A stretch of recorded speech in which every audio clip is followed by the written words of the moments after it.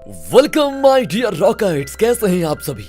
हमारी कुछ वीडियोस जो कि स्पेनिश मूवीज पर बनी थी, उन्हें देखकर तो आपने अंदाजा लगा ही लिया होगा कि जहां सस्पेंस की बात आती है तो स्पेनिश मूवी को शायद ही कोई और मूवी टक्कर दे पाए। आज भी हम आपको दिखाने आए हैं सस्पेंस से भरी हुई एक स्पेनिश मूवी जिसका क्लाइमैक्स देखकर आप इस मूवी के फैन हो जाओगे। दो शातिर चोर जो छोटी मोटी चोरियां करते हैं, वे डिसाइड करते हैं कि भैया ऐसे तो गुजारा नहीं हो पाएगा, चलो कुछ बड़ा करते हैं, लाइफ में सेटल हो जाते हैं। इस एम्बिशन को पूरा करने के लिए वे एक प्लान बनाते हैं। वो क्या प्लान है और क्या ये लोग उस प्लान में सक्सेसफुल हो पाए, और क्लाइमैक्स में वो कौन सा ट्विस्ट है जो इनका इंतजार कर रहा है, ये सब जानने के लिए वीडियो को एंड तक देखिए और ज्यादा से ज्यादा शेयर कीजिए। तो चलिए देखते हैं ये स्पेनिश थ्रिलर सस्पेंस जिसका नाम है 9 क्वींस। बाकी दोस्तों, आप चैनल पर नए हो तो सब्सक्राइब जरूर कर दीजिएगा।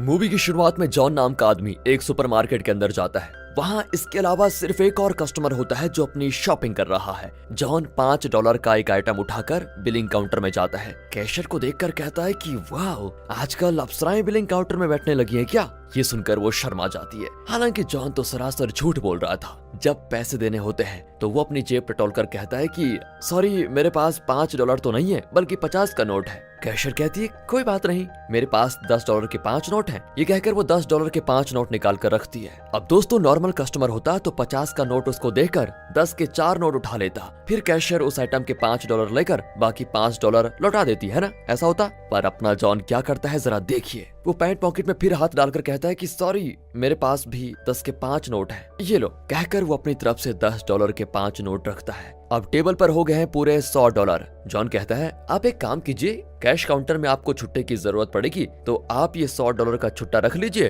और मुझे 100 का नोट दे दीजिए। वो लड़की ज्यादा नहीं सोचती और 100 का नोट जॉन को देकर टेबल पर रखे $10 के 10 नोट उठाकर कैश बॉक्स में रख देती है। फिर जॉन एकदम ईमानदार इंसान की तरह अपने आइटम के $5 भी दे देता है। बातों में जॉन उसे इतना इम्प्रेस कर देता है कि वो ये नहीं सोचती कि टेबल पर रखे $100 में से 50 उसके ही थे।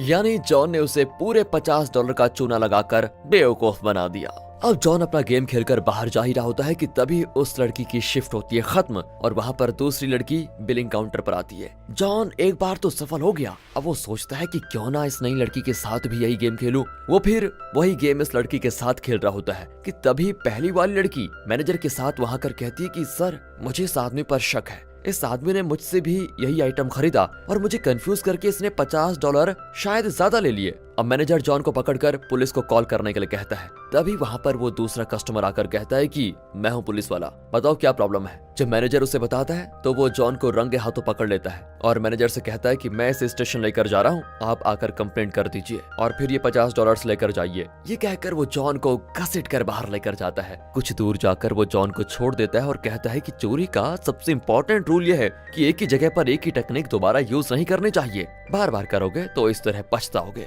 समझे। दरअसल दोस्तों, ये कोई पुलिस ऑफिसर नहीं है बल्कि जॉन की तरह एक शातिर चोर है। इसका नाम है मार्कोस। वो कहता है कि बेटा, अगर चोरी में एक्सपीरियंस चाहिए तो मेरा पार्टनर बन जा। कई जगह मार खाकर, कई बार पुलिस से बचकर मुझे जो एक्सपीरियंस मिला है, जो ट्रिक्स मैंने सीखी हैं, वो सब सिखाऊंगा। जॉन कहता है लेकिन मैं तुम पर विश्वास क्यों करूं। मार्कोस कहता है कि चोरी का दूसरा रूल ये है कि कभी अकेले चोरी मत करो, हमेशा पार्टनर के साथ चोरी करो। मेरा पार्टनर न जाने कहां मर गया, इसलिए मैं तुम्हें अपना पार्टनर बनाना चाहता हूँ। फिर जॉन भी मान जाता है। अब ये दोनों मिलकर 2 और 2 5 करने के लिए निकल पड़ते हैं। मार्को अपना पहला ट्रिक सिखाता है। इस दुनिया में अगर तुम किसी को बड़ी आसानी से चकमा दे सकते हो तो वो है आंटीज। जॉन पूछता है किसकी आंटी। अरे किसी की आंटी नहीं यार, जनरली आंटियां बहुत ही दरिया दिल होती हैं और इस बात का हम फायदा उठाएंगे।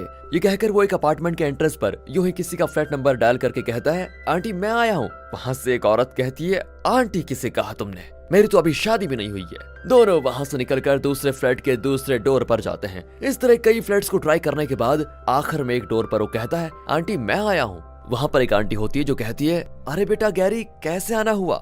मार्कोस कहता है कि आंटी जी मुझे थोड़े पैसे चाहिए थे, मम्मी से पूछा तो वो मना कर रही है। आंटी कहती है ठीक है बेटा, मैं अभी लेकर आई। नहीं आंटी, मुझे जल्दी निकलना है, इसलिए अपने दोस्त को दरवाजे पर छोड़कर जा रहा हूँ, आप उसको पैसे दे दीजिए। ये कहकर मार्कोस जॉन को वहाँ खड़ा करके थोड़ा दूर चला जाता है। आंटी बहुत ही स्वीट मालूम होती है और नीचे आकर जॉन को कुछ पैसे देकर कहती है बेटा ख्याल रखना अपना। अब जॉन मार्कोस को पैसे देकर कहता है कि इस आंटी ने तो $100 दे दिए। साथ ही जॉन मार्कोस को एक गोल्ड रिंग देता है और कहता है कि आंटी ने ये भी दिया था और कहा कि ये गैरी की माँ के लिए है। अब मार्कोस कहता है कि चोरी का तीसरा रूल, किसी पर भी भरोसा मत करो। तुम चाहते तो इसे खुद रख सकते थे, तुमने मुझे क्यों दिया? जॉन कहता है कि मैं ये रूल्स वगैरह नहीं जानता था यार, मुझे तुम ट्रिक सिखा रहे हो, मतलब तुम मेरे गुरु हो और मैं तुम्हें धोखा नहीं देना चाहता। ये सुनकर मार्को को जॉन बहुत ही पसंद आता है और इस तरह शुरू होती है इनकी दोस्ती। अब $100 तो चाय पानी के नाश्ते में खत्म हो जाएंगे, इसलिए इसे डबल करने का एक और ट्रिक है मेरे पास।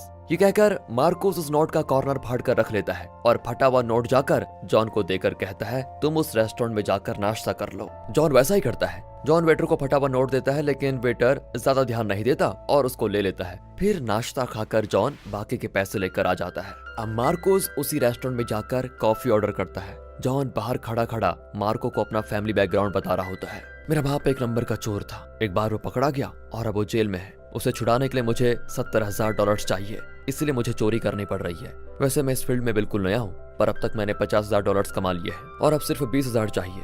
जॉन की बातें सुनते हुए मार्कोस कॉफी पी लेता है और वेटर को बुलाकर पूछता है कि अरे छुट्टा कब दोगे? सर आपने अभी तक पैसे तो दिए ही नहीं। मार्को ऊंची आवाज में कहता है कि अभी अभी तो मैंने $100 तुम्हें दिए। इतने में मैनेजर आ जाता है। मार्कोस उससे भी कंप्लेंट करता है कि मैंने इसे $100 दिए थे और ये कहता है कि नहीं दिए। ये देखिए मेरे 100 का नोट जरा फटा हुआ था और इसका टुकड़ा मेरे पर्स में रह गया। आप जाकर अपने कैश बॉक्स में चेक कीजिए, सब पता चल जाएगा आपको, अभी जाओ। मैनेजर कैश बॉक्स देखकर वापस आता है और मार्को को सॉरी कहकर उसके बाकी पैसे दे देता है। देखा चले ये ट्रिक कैसा लगा तुम्हें? अच्छा तो था गुरु, लेकिन दोबारा नहीं चलेगा। वैसे तुम्हारे मुंह पर तो चोरों वाली रेखा साफ नजर आती है। अच्छा तो क्या तुम्हारे मुंह पे संत महात्मा वाली रेखा है? जॉन कहता है कि चलो इसका भी टेस्ट कर लेते हैं। वहाँ जो लड़की खड़ी है वो तुम्हें अपना पर्स देगी तो मैं मान लूंगा कि तुम मुझसे ज्यादा ईमानदार दिखते हो, और अगर मैं जीता तो वो आंटी वाली जो गोल्ड रिंग है वो मुझे चाहिए। मार्कोस भी चैलेंज एक्सेप्ट कर लेता है। दोनों उस लड़की के पास जाते हैं तो पता चलता है कि वो लड़की नहीं दादी जी हैं। फिर दोनों उसके साथ लिफ्ट में चढ़ जाते हैं। जॉन बीच में ही लिफ्ट के कुछ बटन्स के साथ छेड़छाड़ करके लिफ्ट को 2 बार फ्लोर्स के बीच में रोक देता है और कहता है कि इसे ठीक करने में बहुत देर लग जाएगी। फिर वो किसी तरह चढ़कर ऊपरी फ्लोर पर पहुंच जाता है। फिर वो कहता है कि दादी आइए मैं आपकी मदद करता हूँ। ये कहकर वो अपना हाथ बढ़ाता है। अरे दादी पर्स हाथ में रखकर कैसे चढ़ेंगी आप? आपके पास जो आदमी खड़ा है उसे पर्स देकर आप जल्दी से ऊपर चढ़ जाइए। अब दादी मार्कोस को एक नजर देखती है, ये तो एकदम चोर लगता है। ये सोचकर वो जॉन को अपना पर्स दे देती है। फिर तीनों वहाँ से बाहर निकल जाते हैं। अब जॉन कहता है कि देखा तुमने, तुम्हें देखते ही वो जान गई कि तुम एक नंबर के चोर हो। हाँ यार तू एकदम ठीक बोल रहा है। चोरी का नेक्स्ट रूल है कि देखने में एकदम इनोसेंट लगो। उस मामले में इस जॉब के लिए मुझसे ज्यादा क्वालिफाइड तुम लगते हो। अब मेरा साथ कभी मत छोड़ना। ये कहकर वो जॉन को सोने का रिंग दे देता है। इस तरह दोनों चोरों की पार्टनरशिप होती है शुरू। दोनों के रेस्टोरेंट में बैठे होते हैं और तभी एक आदमी मार्कोस को फोन ला कर देता है। दरअसल मार्कोस की बहन कॉल करके उसे एक होटल में बुलाती है। मार्कोस जॉन को लेकर वहां जाता है जो कि एक 5 स्टार होटल है। जॉन पूछता है तुम तो सड़क छाप हो और तुम्हारी बहन क्या 5 स्टार होटल में चोरी करती है? नहीं यार वो चोर नहीं है, यहाँ काम करती है। मेरा एक भाई भी है। दरअसल जब मार्कोस के पिता मरे थे तब उन्होंने तीनों बच्चों को अपनी प्रॉपर्टी का इक्वल शेयर दिया था, लेकिन अपना मार्कोस तीनों का हिस्सा हड़प गया था। इस वजह से उसकी बहन उस पर बहुत गुस्सा है। लेकिन मार्कोस का भाई मार्कोस को बहुत पसंद करता है क्योंकि वो नहीं जानता कि मार्कोस एक चोर है। अब मार्कोस की बहन आती है तो उसे देखकर जॉन का मुंह खुला का खुला रह जाता है। बहन का नाम है वलेरिया और वो मार्कोस को डांटती है कि यहाँ भी आ गए चोरी करने। देखो मजाक मत करो, तुमने खुद मुझे बुलाया है। अच्छा बच्चों, अगर तुम चोरी करने नहीं आए तो तुम्हारा वो बूढ़ा पार्टनर यहाँ क्या कर रहा है? दरअसल मार्कोस का पुराना पार्टनर एक बूढ़ा आदमी है जो होटल में आया था और अचानक उसकी तबीयत खराब हो गई थी, इसलिए वलेरिया ने मार्कोस को बुलाया था। मार्कोस पूछता है कि दादू तुम 5 स्टार होटल में क्या कर रहे हो? वो बूढ़ा जिसका नाम सैंडर्स है वो बताता है कि तुमसे अलग होने के बाद मैं किसी बड़ी जगह पर हाथ मारना चाहता था, तब मुझे ये मिला। ये कहकर वो एक न्यूज़पेपर दिखाता है जिसमें लिखा होता है कि एक बहुत बड़ा बिजनेसमैन फॉरेन जाने वाला है। ये बहुत ही पैसे वाला है और एक रियल स्टैंप्स कलेक्ट करना इसकी हॉबी है। मेरी बहन के पास एक स्टैंप है जिसे 9 क्वींस स्टैंप कहा जाता है। ये बहुत ही रेयर स्टैंप है और मुझे पता है कि वो बिजनेसमैन इसे बहुत सारे पैसे देकर खरीद लेगा, इसीलिए मैंने अपनी बहन से ये स्टैंप मांगा पर उसने देने से मना कर दिया। मैंने भी अपना दिमाग लगाया और बिल्कुल उसी की तरह का एक फेक स्टैंप बनाया। उसे उस बिजनेसमैन को बेचने के लिए मैं इस होटल में आया था, लेकिन क्या करूं, इस उम्र में भाग दौड़ नहीं होती और मेरी तबीयत खराब हो गई। वो बिजनेसमैन सिर्फ आज यहाँ पर रहेगा, इसीलिए इस स्टैंप को उसे बेचने में तुम मेरी मदद करो।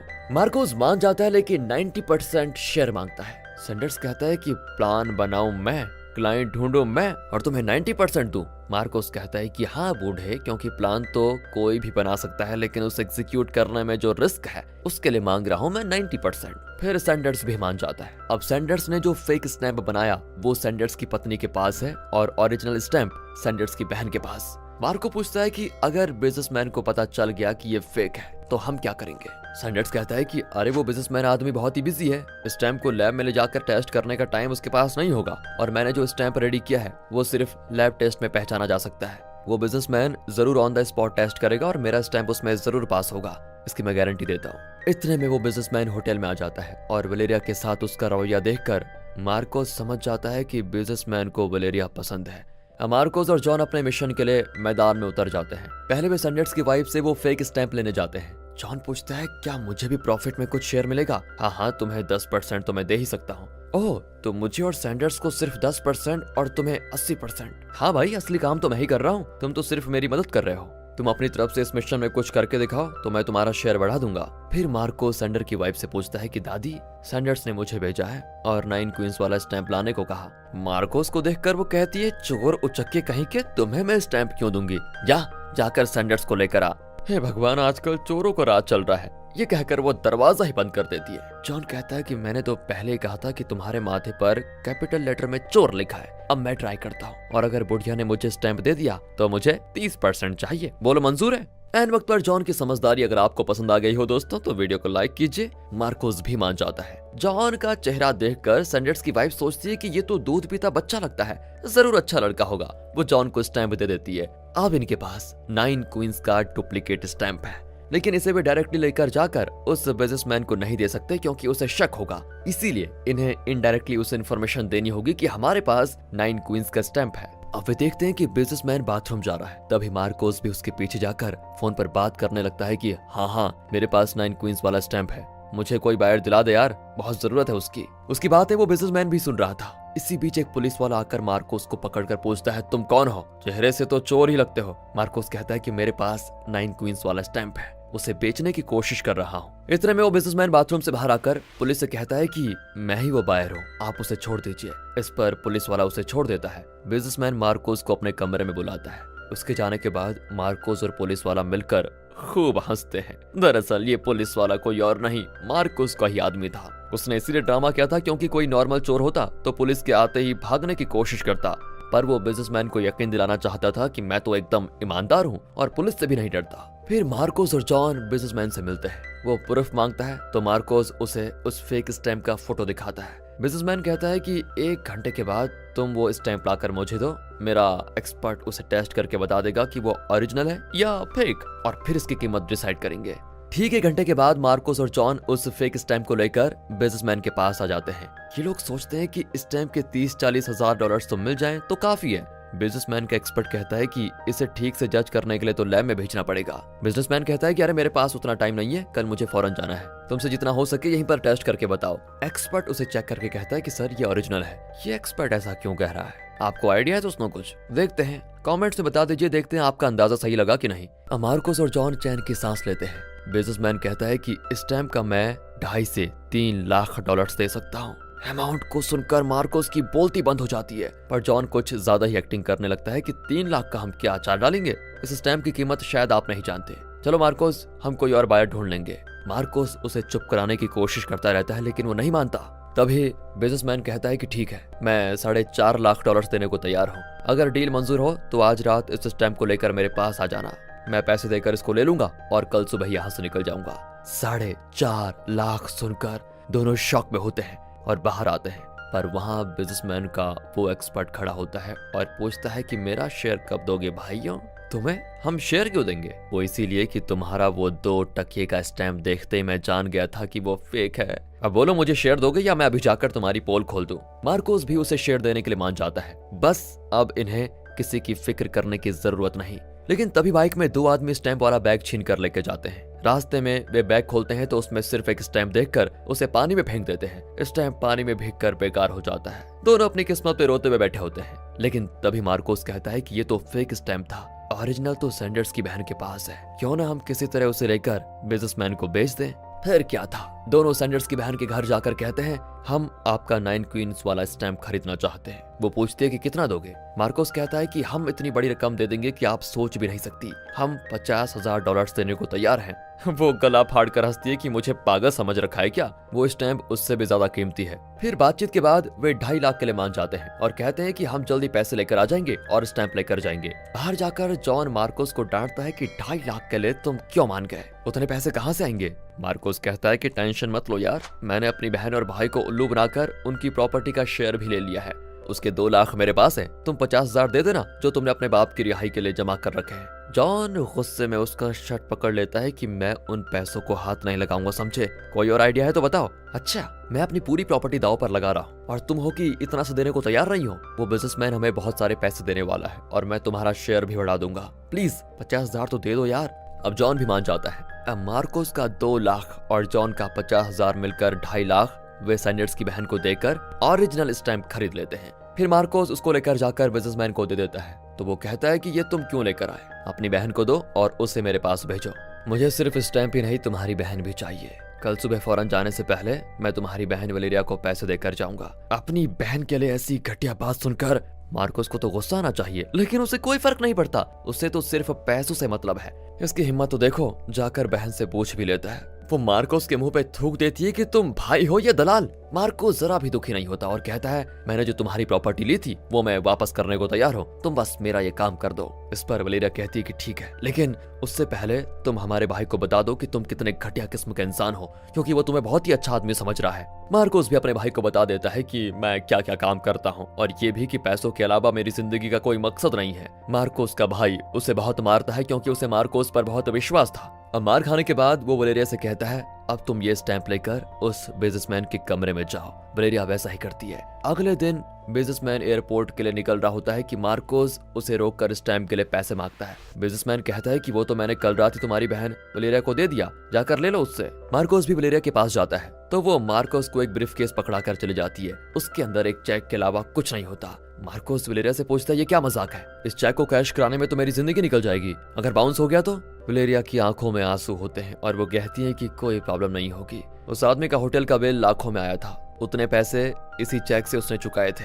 पर मार्कोस को जरा भी परवाह नहीं होती कि उसकी बहन रो रही है और कल रात उसके साथ क्या हुआ होगा। वो तो बस पैसे मिलने की खुशी में जॉन को लेकर बैंक जा रहा होता है। तभी वो नकली पुलिस वाला मार्कोस को पकड़ लेता है और कहता है उस दिन मेरी एक्टिंग के पैसे तो तुमने दिए ही नहीं। उसके हाथ में गन भी होती है। वो कहता है कि चुपचाप वो चेक मुझे दे दो वरना यहीं पर तुम्हें गोली से उड़ा दूंगा। जॉन ये सब कुछ देख रहा होता है लेकिन वो जरा भी टेंशन नहीं लेता और कहता है कि जरा चला तो गोली। क्यों मार्कोस, तुमने मुझे इतना बेवकूफ समझा हुआ है क्या? मेरे और तुम्हारे अलावा कोई नहीं जानता कि उस बिजनेसमैन ने कैश नहीं चेक दिया है। इस नकली पुलिस वाले को कैसे पता चला? तुम दोनों ने ड्रामा अच्छा किया। तुम्हें क्या लगा कि तुम्हें बचाने के लिए मैं ये चेक इस आदमी को दे दूंगा और फिर तुम इससे ये चेक ले लोगे? नो चांस गुरुजी, मैं इतना भी भोला भाला नहीं हूँ। मार्कोस उस आदमी को मारने लगता है कि तुझे चेक किसने बोलने को कहा था? एक छोटा सा डायलॉग भी तुझसे ठीक से नहीं बोला गया। सॉरी यार जॉन, गलती हो गई, माफ कर दे। चल बैंक जाकर इसे कैश करवाते हैं, तुम अपना 30% ले लेना। फिर दोनों बैंक जाते हैं तो वहाँ बहुत भीड़ होती है। मार्कोस क्लर्क से पूछता है कि सर मेरा ये चेक क्लियर करवा दीजिए। वो हंसता है कि अभी यहाँ बैंक का दिवाला निकल चुका है और तुझे चेक की पड़ी है, बैंक में पैसा ही नहीं है। जाओ जाकर इस कैश को फ्रेम लगवा कर घर में टांग दो। बस अब मार्कोस और जॉन दोनों ही अपना सब कुछ खो चुके थे। मार्कोस के 2 लाख और जॉन के 50,000 हाथ से निकल चुके थे। अब इनके पास फूटी कौड़ी बची। दोनों एकदम शॉक में चौराहे पर खड़े होते हैं। जॉन कहता है कि अब मैं तुम्हारे साथ नहीं रहूंगा। ये कहकर वो गुस्से में चला जाता है और मार्कोस फिर अकेला हो जाता है। अब ये दोनों कभी आपस में नहीं मिलने वाले। जॉन एकदम मायूस होकर अपनी जगह पे जाता है जहाँ कुछ लोग ताश खेल रहे होते हैं। अब आप पूछेंगे कि इसमें सस्पेंस कहाँ है यार? वही तो दोस्तों अब खुलने वाला है। यहाँ पर सैंडर्स, उसकी बहन, वो बिजनेसमैन, उसका एक्सपर्ट, सब साथ बैठकर मस्त ताश खेल रहे होते हैं। सैंडर्स की बहन एक बैग जॉन को देती है। ये वही बैग है जिसमें मार्कोस और जॉन ने पूरे 2.5 लाख देकर उससे स्टैम्प खरीदा था। जॉन बैग लेकर एक टेबल पर जाता है जहां मार्कोस की बहन वलेरिया बैठी होती है और यहाँ आता है ट्विस्ट। दरअसल जॉन वलेरिया का बॉयफ्रेंड है। मार्कोस ने वलेरिया और अपने भाई को धोखा देकर प्रॉपर्टी में उनका हिस्सा भी हड़प लिया था जिसकी कीमत थी 2 लाख। उसे वापस लेने के लिए जॉन और वलेरिया ने मिलकर यह प्लान बनाया था।